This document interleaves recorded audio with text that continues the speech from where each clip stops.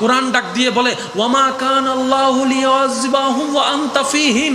ও জমিন, আল্লাহ পাক বলে ওই জমিনে আমি আল্লাহ আযাব কিভাবে দিব যে জমিনে আমার হাবিব রাহমাতুল লিল আলামিন নবী আপনি শুয়ে আছেন।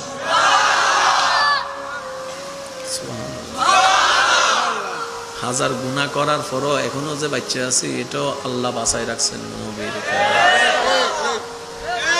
সেই হিসেবে তো নবী আমাদের থেকে কিছু পাওনা আছে, ঠিকই না? অবশ্যই লিগ্যালি ভাবে পাওনা আছে। তো সে সত্যি করে বলেন তো, আগের যুগের গুনাহ বেশি নাকি এখন গুনাহ বেশি? জোরে বলেন না। আগে গুনাহ করতে যাওয়া লাগতো, এখন যেখানে বসে থাকি এখানেই গুনাহ। জোরে বলেন না। পাঁচজন এক টেবিলে বসলে সেখানে তো গীবতের গুনাহ আছে আছে।